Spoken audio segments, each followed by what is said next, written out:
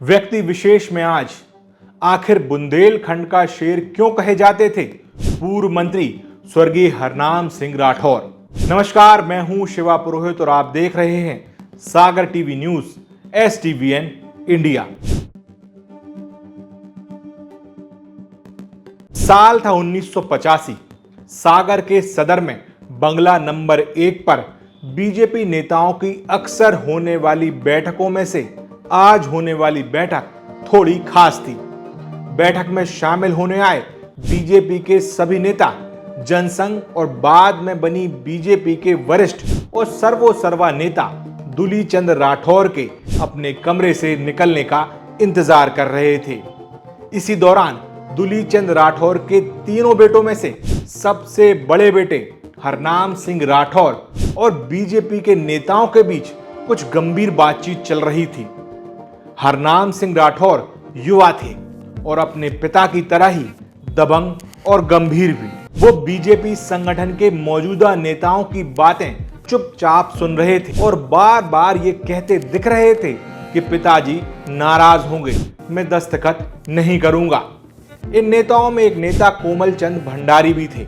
साल 2018 में दिए एक इंटरव्यू में उन्होंने बताया था कि वो बार बार हरनाम सिंह राठौर को कह रहे थे कि तुम्हें चुनाव लड़ना है, तुमसे अच्छा कैंडिडेट वहां और कोई नहीं होगा। लेकिन वो हर बार ये कहते हुए मना करते जा रहे थे कि पिताजी बहुत नाराज होंगे, मैं दस्तखत कहीं नहीं करूंगा। लेकिन इसके बावजूद भी कोमल चंद भंडारी ने एक तरह से जबरन उनसे एक कोरे कागज पर दस्तखत करा लिए, ये कहते हुए कि वो किसी और के समर्थन के नाम पर दस्तखत कर सकते हैं।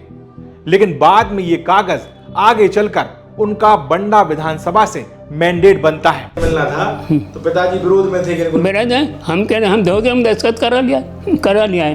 हमने नहीं करने लड़ दे चुनाव नहीं आता था तो हम मालूम दादा वत ना रहे तो हमने नहीं, हम कभी कहीं लड़े नहीं, आप लड़ा तो आप एक कागज पे समाधान में तो दस्तखत कर दो फलान कैसे कर दे समाधान टिकट दो जीत भी गए। उधर जब ये सभी बातचीत चल रही थी, इसी बीच दुलीचंद राठौर अपने कमरे से निकलकर सबसे मिलने उनके बीच आते हैं। बीजेपी के तमाम नेता साल 1985 के विधानसभा चुनाव से पहले प्रत्याशियों के चयन को लेकर चर्चा करने राठौर बंगले में इकट्ठा हुए थे। उस वक्त उन लोगों में मौजूद कोमल चंद भंडारी बताते हैं कि राठौर बंगला बीजेपी और संघ का एकमात्र ठिया हुआ करता था। सारे निर्णय और पार्टी की गतिविधियां वहीं से संचालित होती थी। उस दिन भी विधानसभा सीटों के लिए एक के बाद एक दावेदारों के नाम पर चर्चा हो रही थी। जब बात बंडा विधानसभा की आई तो हम लोगों ने वहां दुलीचंद राठौर के बड़े बेटे हरनाम सिंह राठौर को बंडा विधानसभा से उम्मीदवार बनाए जाने का सुझाव दिया। लेकिन दुलीचंद राठौर इसके पूरी तरह खिलाफ थे। उन्होंने ये सुनते ही तुरंत इनकार कर दिया। दरअसल इसके पीछे की वजह कोमल चंद भंडारी बताते हैं कि दुलीचंद राठौर खुद 2 बार साल 1957 और 62 में सागर और सुर्खी विधानसभा से जनसंघ के जमाने में चुनाव हार गए थे। इसके बाद से वो खुद और अपने परिवार से किसी को चुनावी मैदान में उतारने के वो पूरी तरह खिलाफ थे। दुलीचंद राठौर भी चुनाव हार गए थे, नहीं लड़े तो कसम खा ली थी हम नहीं लड़े। उन्होंने तो पहले चुनाव हार गए थे, सोने का हमें लड़ने नहीं है चुनाव। लेकिन इसके बाद जब बीजेपी नेताओं ने उन्हें काफी मनाया तो उनके पास खड़े हरनाम सिंह राठौर की तरफ देखते हुए उन्होंने पूछा कि तुम क्या कहना चाहते हो। इस पर हरनाम सिंह राठौर चुप हो जाते हैं। राजनीतिक इतिहास में रुचि रखने वाले लोगों के मन में अक्सर ये सवाल आता है कि आखिर हरनाम सिंह राठौर के लिए सभी ने बंडा विधानसभा को ही क्यों चुना।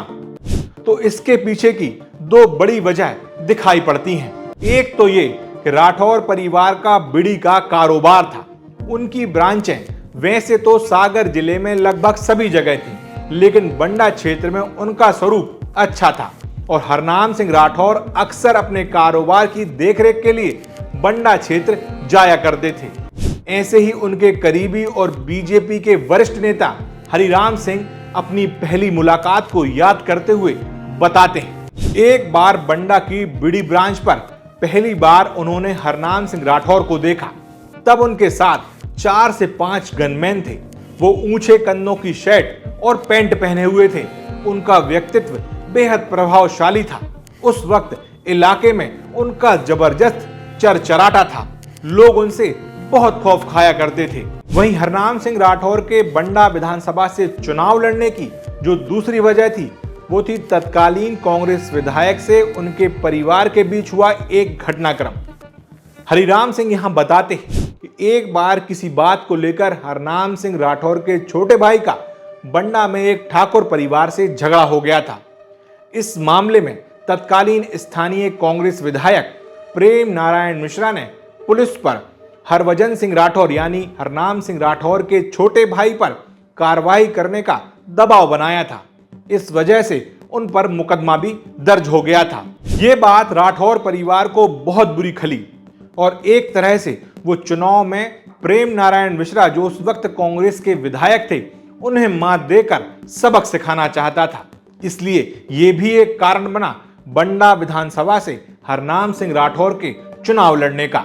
उनका बंडा विधानसभा क्षेत्र में एक घटना घटी है। उनके छोटे भैया जा रहे थे बीड़ी का हफ्ता बांटने के लिए मगरदा, और उनका झगड़ा हो गया लोकल में हमारे यहाँ रीछे के ठाकुरों से। और उस झगड़े के कारण उनके लिए उस समय हमारे तत्कालीन जो विधायक थे हमारे मिश्रा जी, प्रेम नारायण जी मिश्रा, उनने उनको उसमें दबिश दी।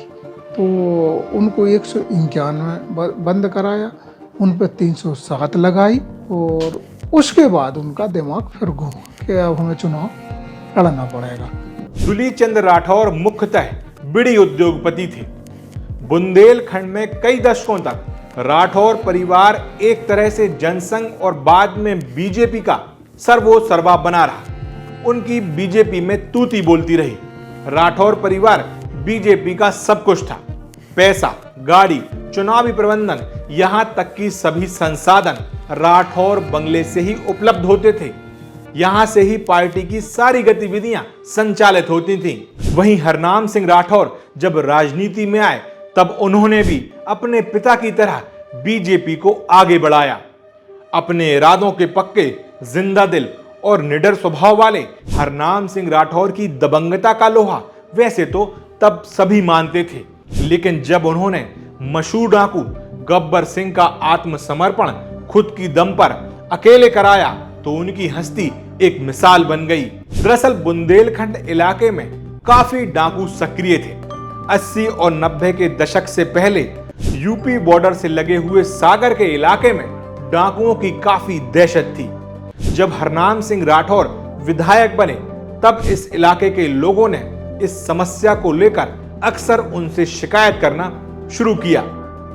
उनका और उनके पिता का भी कई बार डाकुओं से आमना सामना भी हुआ। एमपी और यूपी में आतंक का पर्याय बने मशहूर डाकू गब्बर सिंह और उसकी गैंग का उन्होंने आत्मसमर्पण भी कराया। बीजेपी के वरिष्ठ नेता हरिराम सिंह इस वाकया को याद करते हुए बताते हैं, हरनाम भैया ने जब डाकू गब्बर सिंह का सिलेंडर कराया, मोतीलाल बोहरा उस वक्त सीएम हुआ करते थे। हरनाम भैया यूपी में धसान नदी को पार करते हुए गब्बर सिंह की गैंग को लेकर आए थे। तब चारों तरफ फोर्स लगी हुई थी। उस वक्त उनके साथ कुछ भी हो सकता था। वो अकेले जीप लेकर यूपी में उस पार गए, पूरी गैंग को लेकर धसान नदी को पार करते हुए एमपी में वापस आए। गब्बर सिंह को सिलेंडर कराया था तो चारों तरफ फोर्स लगी थी। मोतीलाल वोरा सीएम थे, कल सिलेंडर होना है, और वो यूपी के उस तरफ से धसान के पानी में से और फोर्स लगी और गब्बर सिंह की गैंग को साथ लेके आए थे मध्य प्रदेश में। वो समय ऐसा था कि कुछ भी हो सकता था। बंडा के बीला रेस्ट हाउस पर पहुंचे। उस वक्त तत्कालीन एसपी ने उनसे पूछा कि गब्बर सिंह कहाँ है, तो उन्होंने कहा कि सबसे पहले मैं थक गया हूं, भूख लगी है, खाने का प्रबंध कीजिए। फिर जब भोजन खत्म हुआ तो उन्होंने एसपी से कहा, जाकर खबर कर दीजिए कि गब्बर सिंह मेरे साथ है। कल 11:30 बजे गब्बर सिंह और बाकी के सभी डाकू आत्मसमर्पण करेंगे। वो आ गए। जब 11 साढ़े 11 बजे बीला रेस्ट हाउस पहुंच गए तो जो और अधिकारी पहुंचे थे उन्होंने कहा गब्बर सिंह कहाँ हैं, कल अब हल्ला मत करो, अब जल्दी से खाना की व्यवस्था करो क्योंकि भूख बहुत दिन भर पूरा निकल गया। तो बढ़िया खाना बना होगा, खाना पीना खाया, फिर उन्होंने बताया गब्बर सिंह यहीं हैं, बैठे हैं, आप खबर कर दो। रात सुबह 11:30 बजे मंच पे हम उनको मोतीलाल वोरा के सामने सिलेंडर करा। इस आत्मसमर्पण के बाद हरनाम सिंह राठौर को बुंदेलखंड के शेर के टाइटल से नवाजा गया। उन्हें बुंदेलखंड का शेर बुलाया जाने लगा। इसी वजह से इलाके के डाकुओं का न सिर्फ खौफ खत्म हुआ बल्कि आगे चलकर पूरी तरह उनका सफाया भी हुआ। जब तक इलाके में डाकू रहे तब तक डाकुओं के अंदर हरनाम सिंह राठौर का खौफ देखा गया। इसी खौफ से जुड़ा एक और किस्सा सुनाते हुए हरिराम सिंह बताते हैं, एक बार हरनाम भैया और मैं दोनों तेंदुपत्ता के सीजन में जंगल गए। रात के वक्त उन्होंने अपनी टॉर्च यानी सर्च लाइट निकालकर चालू की, तभी सामने से एक और टॉर्च की रोशनी उनकी तरफ आई। हरनाम भैया ने खुद की तरफ टॉर्च की लाइट आते देख कहा कि इस तरह से अगर सामने वाला भी टॉर्च की लाइट काउंटर करे तो इसका मतलब चैलेंज देना होता है। वो थोड़ी देर सतर्क हुए। जैसे ही सामने वाली टॉर्च की लाइट उनकी तरफ आई तो सामने से करीब 7 से 8 बंदूकधारी डकैत आ गए। उन्होंने हरनाम भैया को देखा और सकपका गए। डाकुओं ने उनसे राम राम की और कहा कि भैया आप थे, जिस पर हरनाम सिंह राठौर ने 2 टूक शब्दों में कहा कि तुम लोग कुछ ज्यादा ही बढ़ गए हो, तुम लोग सर्च लाइट से काउंटर कर रहे थे, आज तो ठीक है, आइंदा कभी काउंटर किया तो सीधा गोली मार दूंगा। मराठा से गाड़ी डाली। अक्सर वो जंगल से निकलते थे, सर्च लगा लेते थे, तो सर्च लगाई। जैसे ही उनने सर्च लगाई तो दूसरी तरफ से भी सर्च आई। अब अपन तो नहीं जानते थे, फिर उन्होंने बताया कि सर्च मानने से अगर कोई सर्च काउंटर कर रहा है माने चैलेंज होता है। अपन ने सर्च मारी, उधर से कोई सर्च मारे माने चैलेंज है कि तुम हो कौन है, कैसे चला रहे। तो इनने लगातार इनने मारी, वो सर्च आती गई, नहीं पाए। अब जब उधर देखा तो वो गैंग थी। तो गैंग जैसे ही पास आ गई तो जब उनकी नजर पड़ी, अरे कहने भैया आप जयराम जी की, कहने यार तुम लोग अब कुछ ज्यादा बढ़ गए हो कहीं। भैया ने कहा कि नहीं, भैया ने तो सर्च को तुम काउंटर कर रहे हो, हमें इस बात की कभी परवाह नहीं, लेकिन आइंदा कभी सर्च को काउंटर की तो आज तो छोड़ रहा हूं, मैं गोली चला दूंगा। ऐसा ही बिल्कुल। ऐसा नहीं कि सिर्फ हरनाम सिंह राठौर ही निडर थे, उनके पिता दुलीचंद राठौर का भी एक बार इसी तरह डाकुओं से सामना हो गया था। दरअसल एक बार दुलीचंद राठौर अपने साथियों के साथ बीड़ी के तेंदुपत्ता के जंगल देखने के लिए जा रहे थे। तभी लौटते वक्त रात हो गई। कुछ डाकुओं ने रात के अंधेरे में उनकी गाड़ी को घेर लिया। उनके साथ उस वक्त कोमल चंद भंडारी भी थे। वो बताते हैं कि हम 4-5 लोग थे। दुलीचंद जी को देखते ही डाकुओं ने उन्हें घेर लिया। वो डाकू मूरत सिंह और उसकी गैंग थी। डाकुओं ने उनसे कहा कि सेठ तुम्हारी कब से तलाश थी, बहुत दिनों बाद तुम हाथ आए हो, अब चुपचाप से पैसा दे दो। वो हमें एक खदान में ले गए, वहां बंधक बना लिया। हम सभी डर रहे थे, लेकिन दुलीचंद जी राठौर डाकुओं से भिड़ने उतारू थे। वो इतने निडर थे, जब एक डाकू ने उनकी तरफ बंदूक तानते हुए कहा कि उन्हें पैसा चाहिए, तब दुलीचंद जी ने पैसे देने से साफ मना करते हुए कहा कि मुझे गोली मार दो, लेकिन मैं एक भी पैसा नहीं दूंगा। राठौर जी के हमारे मजेदार भाई बहुत शिकारी तो हैं, गुस्सेल भी हैं, और हम वो भी घटना मान के डाकू मूरत सिंह वो बहुत दिन से पकड़ में फिर रहे थे, पेंशन पैसा लेने। बड़े आदमी कैसे लंका करें। हम डाकू मूरत सिंह हम थे उनके साथ। उस दिन एक गोकल खटेक था और एक तो 3 राठौर जी के साथ थे। तो दमोह के बटेगा जंगल में, और एक जंगल भी लेती थी पत्ती, बीड़ी पत्ती।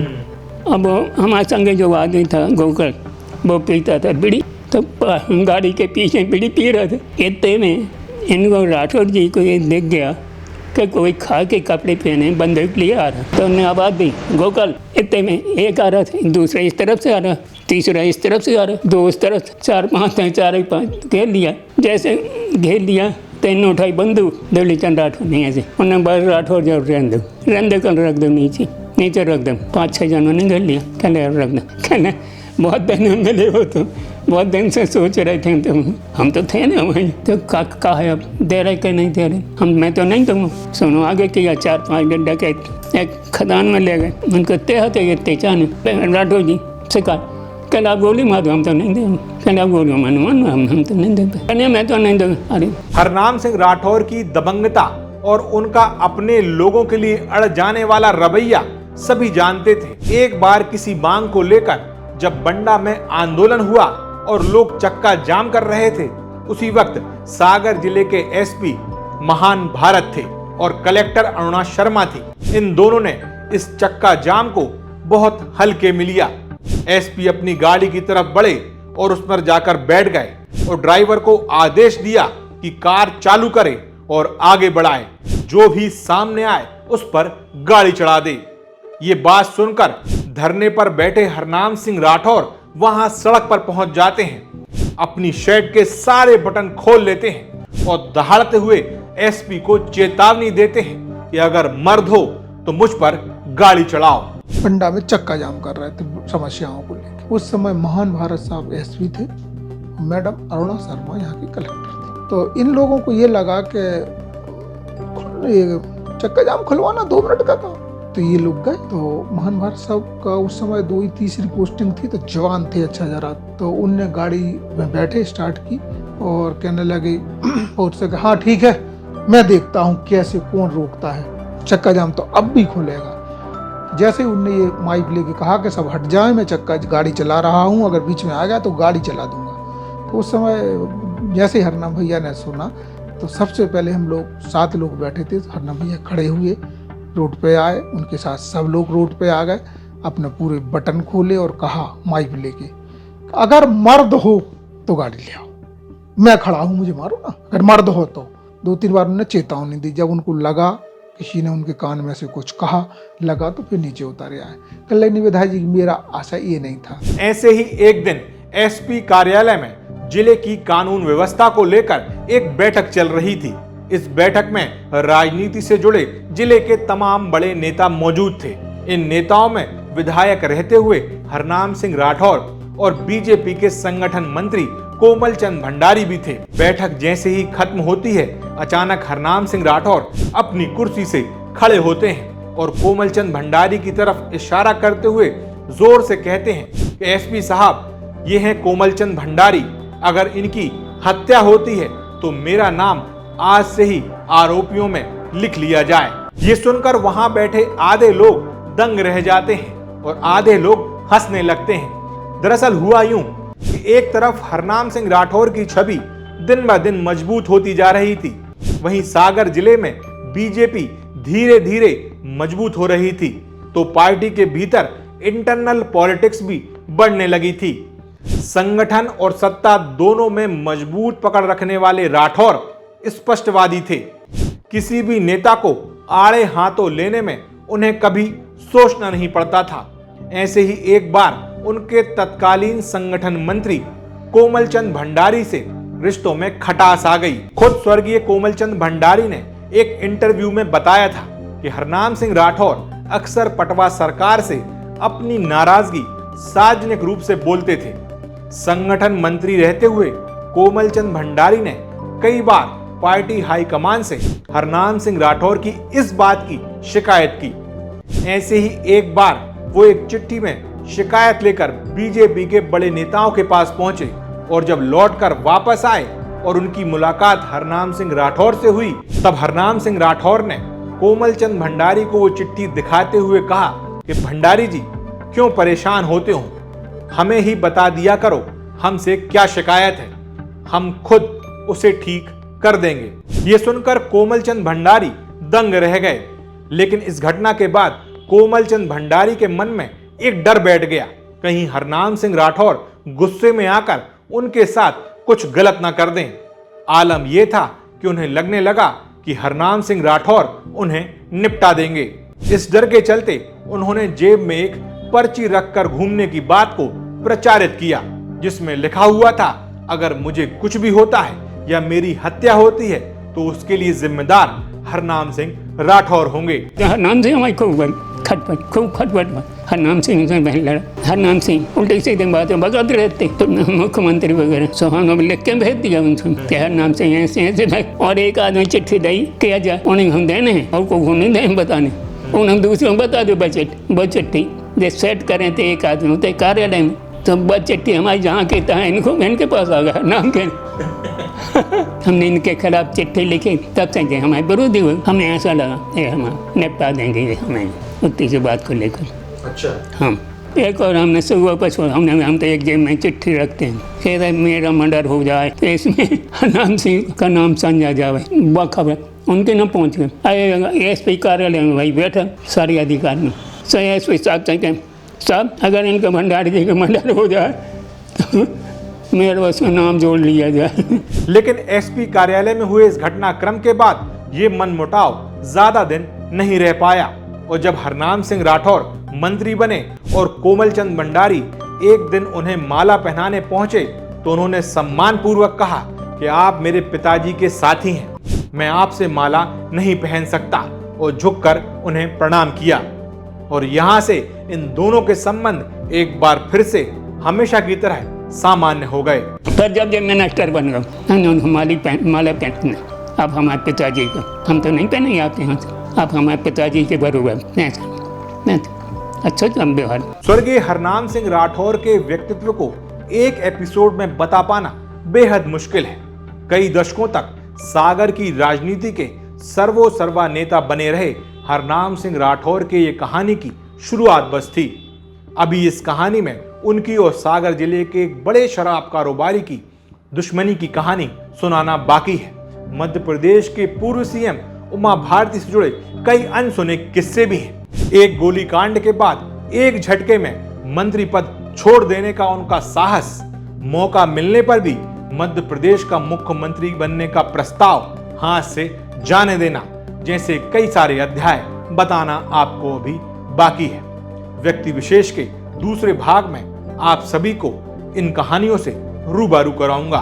तब तक के लिए मुझे इजाजत दीजिए। मैं हूं आपका अपना शिवा पुरोहित, जो राजनीति और इतिहास से जुड़े किस्से और कहानियां आपके बीच लेकर आता हूं। अगर आपको पसंद आती हैं ऐसी किस्से और कहानियां तो सागर टीवी न्यूज STVN इंडिया के सभी चैनल को सब्सक्राइब करें, फॉलो करें, लाइक करें। साथ ही अगर आप इन सभी किस्से कहानियों को एक ही जगह देखना चाहते हैं तो आप YouTube पर, Facebook पर, Instagram पर शिवा पुरोहित के पेज पर जाएं और जाकर उसे लाइक, फॉलो और सब्सक्राइब करें।